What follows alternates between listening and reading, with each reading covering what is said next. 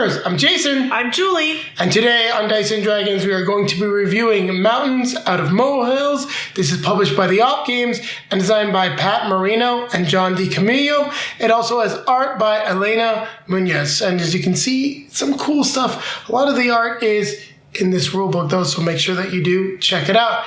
And on that note, Julie's going to tell you more about this game. So this is a competitive game for 2 to 4 players, intended for ages 9 and above, and plays in about 45 minutes. And you're forgetting something. What am I forgetting? Oh, it is a review copy, if that's what you're about to say. Yes. I didn't even get there. I wanted to say that this is a review copy, so we'd like to thank the Op for sending it to us. We are very happy to be reviewing it, but we'd like to remind our viewers that our opinion will remain our own.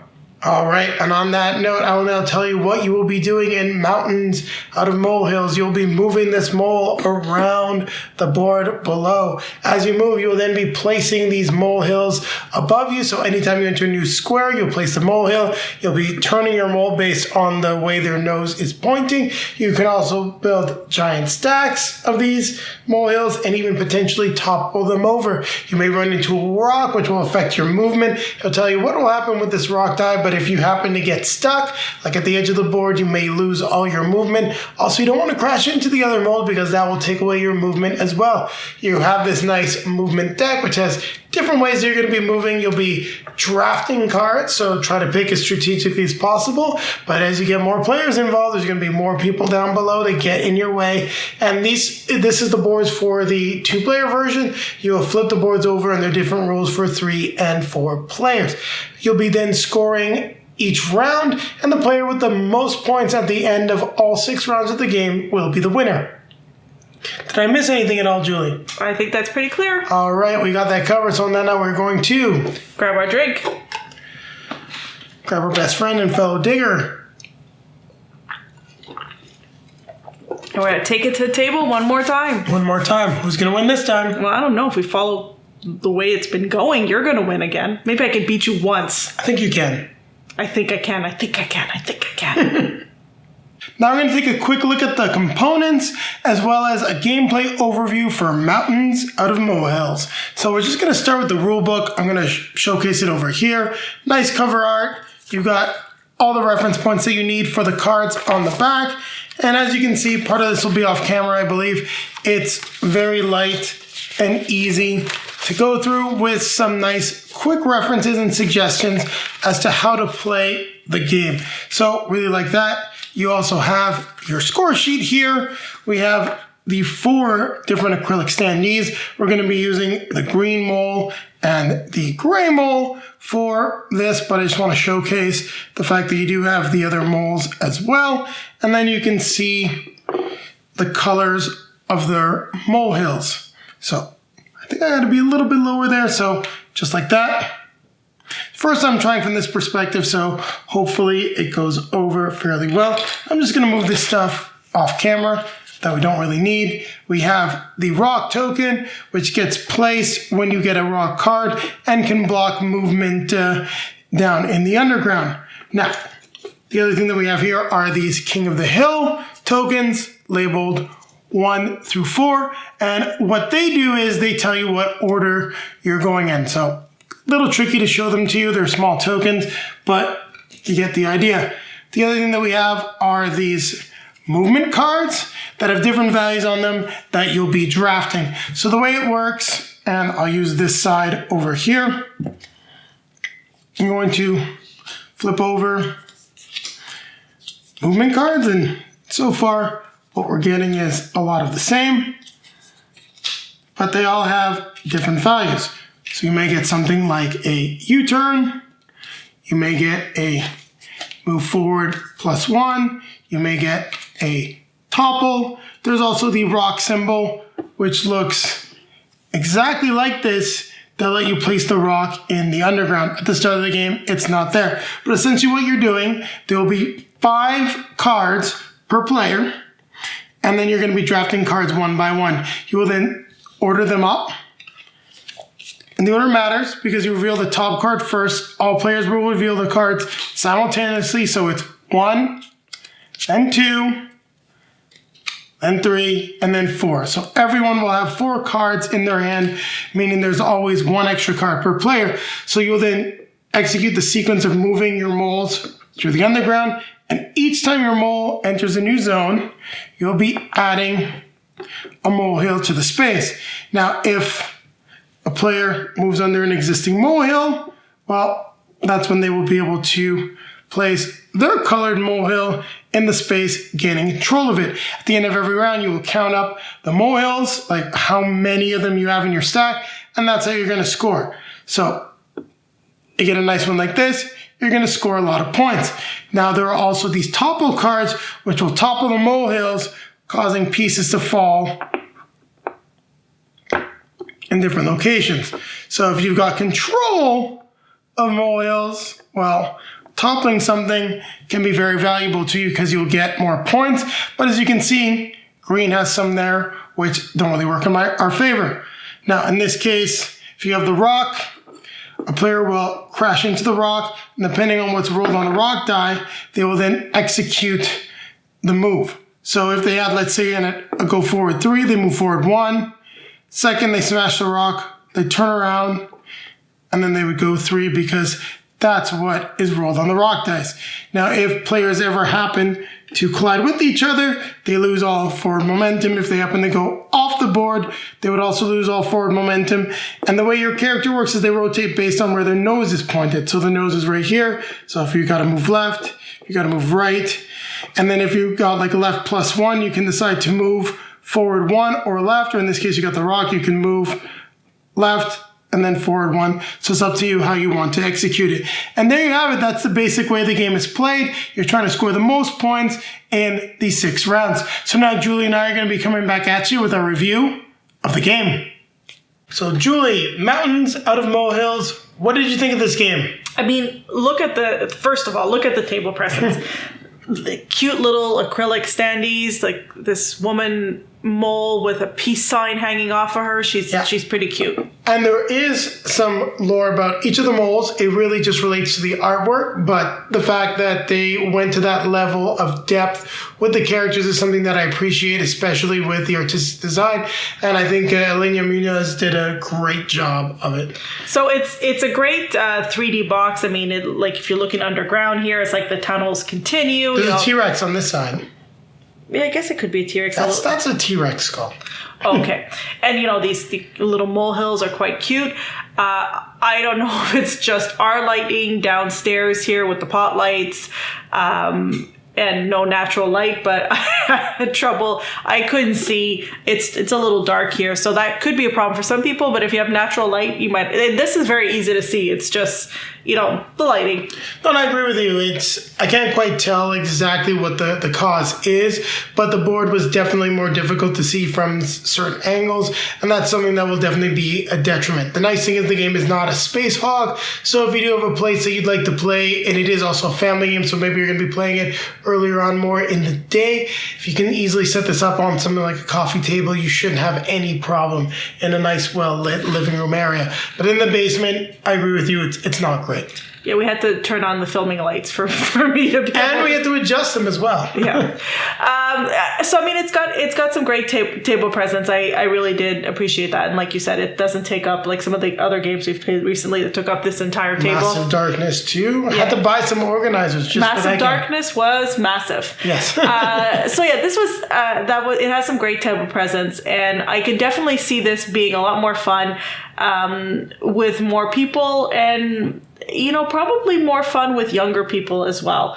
I'm not sure how much for adults would like this. I found it on the easy side, I would say. I think that it's not very challenging. And I can see it would be more interesting if you had more people mixed in. Yeah, so I think a good point to highlight about that, since we didn't do a full how to play, just because as you can see from this box, it's difficult to film, but I did cover an overview of the gameplay. when you have more players, you're going to have more rows of cards. You can have up to 4 rows of cards, meaning more selection, more choices. You're still going to have crazy things that happen, but when each player is taking their own turn, one after the other, it's going to be very chaotic. Whereas in a 2-player game, you have the tendency to try to play more strategic, and even at that point, you're still relying on the cards. Turn order is going to be a big factor in a 2-player game. There was never any reason to want to go second, whereas in a 4-player game, going fourth after seeing what everyone else has done, having an idea and kind of planning based on the cards that they take is going to make a big difference. In this case, no, go first, try to make your plan and block the other player's plan is basically what you're trying to do. Also, because of that, some really big turns early on, because the game is random in terms of the cards that come out of the decks, you could end up in a situation where you just scored really well. And that's what happened in our last game. I really thought you were going to take it,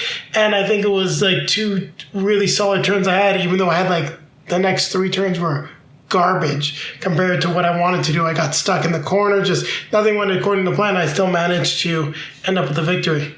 Yeah, I can say you won the majority of the games that we played. It was a little frustrating. I mean, in this case, the last game we played, I have 2 molehills left. Look at the amount of molehills Jason has left, and he still won by 2 points. Yeah. And it just happened that, I got stuck, not from the cards that I picked or the way that I played. I didn't make any mistakes. It just happened that Jason was able to block me, or there was no cards available for me to do what I needed to do. For example, once I was, I was facing down at the bottom here, and I was actually in the corner. I needed to be able to turn right. And there were no more turn cards, only straight ahead cards. So I planned to be able to turn, but then I ended up stuck against a wall, and all of my movement was to nowhere. And what really made a big difference, and I'm sorry to interrupt right there, was that on that turn that you got stuck was a turn that I was able to go in like a perfect square and pick up all of these molehills that you had just put down. You can see that one right there, which I got to score a couple more times than you did. So it really does make a difference what you're going to get in the cards, which is where, talking to a friend of ours that has this game, you're saying this is crazy, chaotic, silly family fun, and I can really see it being that at the higher player count. Yeah, and I mean, it could still be more fun, I would think, maybe with an adult and a younger person. I can see this being a good game to play with younger people. The box says 9 and above. I think you could probably go younger than that, especially somebody who understands how to play games. And I think we can use the example of people we spoke about. You said I think their kids are 7 and 8. Yeah, 7 and 8. 6 and 7, something like that. So I believe it's the oldest that's playing this with them right now. So I think you might even be able to go younger, just depending on what your kid expects to get from this game. They just want to pick some cards, throw some cards down, and watch their mole go do some stuff. You could probably go as young as 4 if you wanted to. With adult help. Yeah, obviously. with adult help, because you're going to have to set up the molehills and move them around. But they could definitely just pick some cards, play some cards, and have some good laughs. Yeah, so that being said, like I said, it's definitely not a game that I will play alone with you again. I can definitely see its place in a collection with a family or with people that are going to play often, that are light gamers, I would call it, because this is a light game. Yeah. I think it has its place. It's just not my favorite game. No, and I think that's playing us. The game took us about 30 minutes to play. So at that point, it's like for an extra 15 minutes, we could play Red Rising, we could play Call to Adventure. There's just so many other things I'd rather do with my half hour that we actually have in this collection that take just about the same amount of time to set up and that we find more enjoyable and that we haven't got to the table in quite a while. I also think the fact of the matter is that 2-player experience just really feels lackluster. I think if we played this at 4, we might have enjoyed it more, even if it is a bunch of adults. If you want a silly, fun, chaotic time with adults, I do think it still has a place. That being said, it's not the kind of thing you're going to buy for a game night, at least in my opinion, the type of game nights that we go to, that's going to be a regular thing. This could easily come out between games. People will probably play it, have some laughs, and then you're going to want to move on to something else. But if you're playing it between games, you probably want to make sure that everyone is picking as fast as they can and not trying to be too strategic, because the game can definitely take still about an hour. That being said, we decided that this is definitely going to stick around so that we can try it out with the little guy in a few years.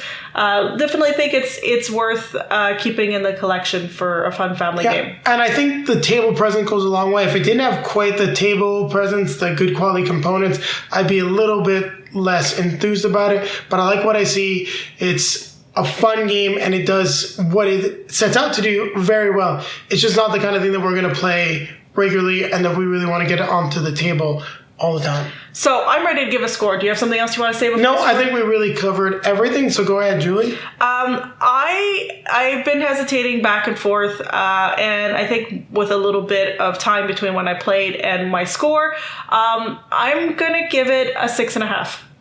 I'm going to agree with you. I'm also going to give this a 6.5. Like I said, it could have gone a little lower. But the components and the table presence really what gets it that extra half point for me. Normally that can get it a full point, but the two-player experience just really wasn't for us, and that kind of like brings it back down to that 6.5 range. Solid family game. Does exactly what it sets out to do. If you're looking for something like this, pick it up. You're going to have some fun.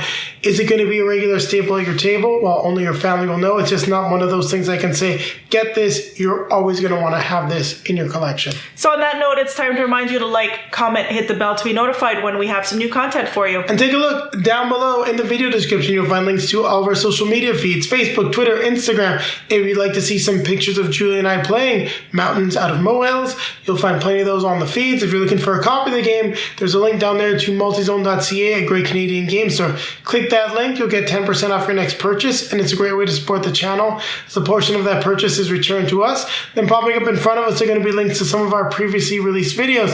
In front of me will be our most recent release. In front of Julie, it'll take you back to one of our reviews. So which one? Harry Potter or something else? How about one of the Rising, Harry Potter. Harry Potter Death Eaters Rising, another game with great 3D table presence. It's only one component though, but it's still awesome. It is.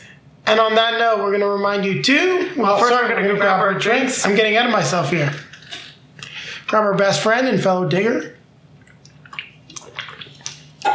And we're going to keep playing games. Keep playing games. You were a little slow on the uptake there.